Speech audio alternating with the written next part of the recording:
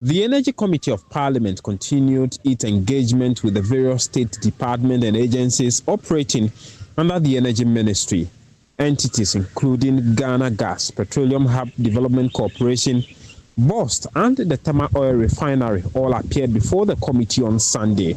The Tema Oil Refinery, TOR, for instance, made a shocking revelation to the committee when it says previous managers have failed to audit the books of the company since 2019. For the past 6 years, the refinery has not had audited accounts since 2019. So it's now that we've brought external auditors and they are busily working, and we are hoping that by next month we'll have all the 6 audited accounts that we'll present to SIGA and also give copies to members of the committee. The CEO, Edmund Kombat, said the new management is revamping the facility to begin full operation by October 2025 to process at least 60% of Ghana's crude oil. We spend $400 million every month importing refined petroleum products. When TOR is running, we will need less than 60% of that money to import refined petroleum product because our nameplate capacity is 45,000 barrels. And we recently installed a new furnace. With that new furnace, we can actually do 60,000 barrels. And nationally, we consume about 100,000 barrels per stream day, every single day. So we can do between 45 to 60% if the refinery is up. Providing an update on the work of the Petroleum Hub Development Corporation, Chief Executive Officer Dr. Tony Obing said they have already signed a memorandum of understanding with a number of international partners to begin work. The corporation, however, need an amount of 300 million cedis to pay compensation for the 20,000-acre land acquired for the project. It is not for staff compensation. It is an operational thing. It is for compensation for crops and properties on the land that government is acquiring. So we need to pay the people who have crops and who have to be resettled as quickly as possible.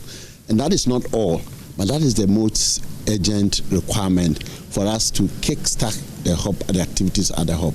He said the $12 billion project, when completed, will house refineries, oil storage facilities, an eco park, among others. At the enclave, which will be the first in Africa, the first with that full effect in Africa and West Africa in particular.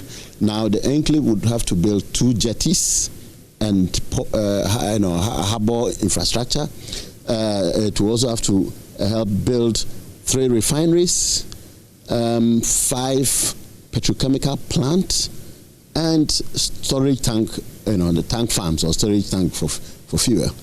Reacting to the ongoing Iran-Israel war and its threat to global crude prices, the minority has called on government to increase allocation to the various agencies to improve their work and boost domestic oil reserve.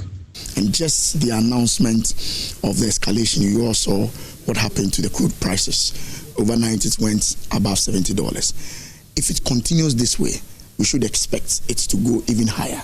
What is the implication of that to us, especially when we have to import almost all our finished product into the country?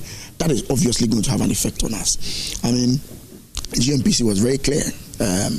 They need a lot of investors. NPA boss Godwin Hedwig has indicated that there is a 2-month oil reserve to cushion the country in the short term.